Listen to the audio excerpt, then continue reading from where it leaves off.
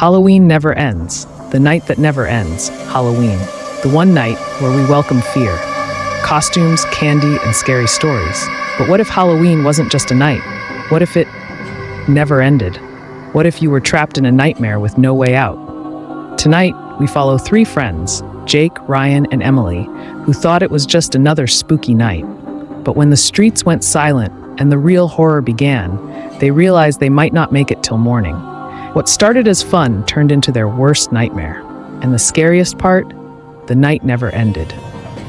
The last Halloween night, the entire town was on lockdown. No trick-or-treaters, no parties. Every house had its lights off, doors locked, windows covered. It was as if the town had vanished. Inside Jake's house, three friends sat on the couch, Jake, Ryan, and Emily, completely oblivious. "Dude, where is everyone?" Ryan asked, peeking through the curtains. "Halloween feels dead this year." "Maybe we missed the memo," Emily joked, tossing popcorn into her mouth. Jake smirked.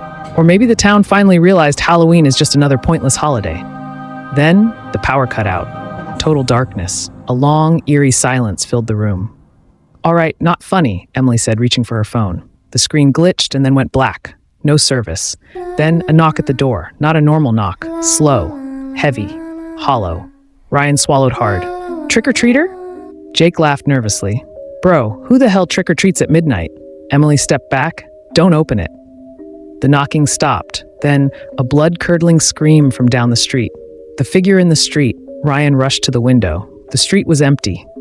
But then, a figure stepped into the streetlight. It wore a mask, not a normal Halloween mask. It was stitched together, dirty, dripping with something dark. Jake's breath caught in his throat. "That's not a costume." The figure stood completely still. Then, it snapped its head toward the house unnaturally fast. It knew they were watching. Then, it charged. "Run!" Emily screamed. They sprinted upstairs, locking themselves in Jake's bedroom. The house shook as the front door was hit with unnatural force. Bang! Bang! Bang! "What the hell is happening?" Ryan shouted. Jake's voice trembled. I don't know. This wasn't supposed to happen." Emily grabbed his arm. "What do you mean?" Jake's face turned pale. He hesitated, then whispered, I read something online. A ritual. A way to make Halloween last forever. I didn't think it would actually work." Ryan's eyes widened. "You what?" No way out. Before anyone could react, the banging stopped. Silence. Then, the front door creaked open on its own. They held their breath. Ryan whispered, "Do you think it left?" Then the sound of heavy, slow footsteps on the stairs. Emily clutched Jake's arm. "Jake, fix this." Jake grabbed his phone, scrolling frantically. It said the ritual would work at exactly midnight. If we break it before morning. Then, a voice outside the door. "Trick or treat." But it wasn't a child's voice. It was distorted, deep, wrong. Then, the doorknob turned. The attack. The door burst open. The masked figure lunged at them. Jake, Ryan, and Emily scrambled, knocking over furniture as they ran into the hallway. The thing moved unnaturally fast, jerking like a puppet. Emily turned to look. Big mistake. The figure was crawling toward them. Its limbs bent the wrong way, bones cracking with every movement. They sprinted downstairs, locking themselves in the kitchen. Ryan grabbed a knife. "What the hell is that?" Jake's hands shook as he scrolled through his phone. "If I can undo the ritual." Glass shattered. Emily screamed. "It's inside!" Trapped. The lights flickered, the air turned freezing. The figure stood in the doorway, tilting its head, watching. Then, it whispered, "More are coming." Outside, dozens of shadows appeared. More figures, more masks. Ryan gripped the knife. "We have to get out of here." Jake's eyes widened at his phone. "No, we have to survive until 6 a.m. That's when the ritual resets," Emily gasped. "You mean this is going to happen over and over again?" The masked figure smiled. "Halloween never ends." Then, it lunged. The chase. They ran.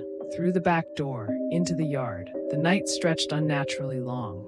The moon never moved. The clock stopped. Ryan panted. "This isn't real. This isn't real." Jake grabbed his arm. "We need to last till morning." Emily pointed. "There! The church!" A single building at the end of the road still had lights on. They sprinted, but the figures were faster. The final stand, they barely made it inside, slamming the doors shut. Father Matthews stood at the altar, calm. "You played with something you didn't understand," he said. Jake, panicked, nodded. "How do we stop it?" The priest held up a book.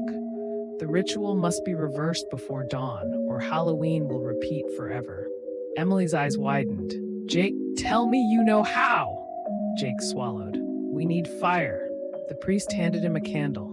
Then burn the last thing you used for the ritual. Jake pulled a small Halloween charm from his pocket, the one he had found online. He lit the flame. The moment the charm caught fire, the creatures screamed. The end? A blinding light filled the church. The air felt lighter. The screams faded. Then, silence. The sun rose. Jake, Ryan, and Emily stood there, shaking, covered in sweat. Did we make it? Ryan asked. Father Matthews nodded. For now. Emily exhaled. I am never celebrating Halloween again. Jake looked at the burned charm. Then a notification popped up on his phone. Halloween begins. The lights went out, and the sound of knocking returned. Bang, bang, bang. Trick or treat. You also like this story, so like my channel and subscribe and click the bell icon button.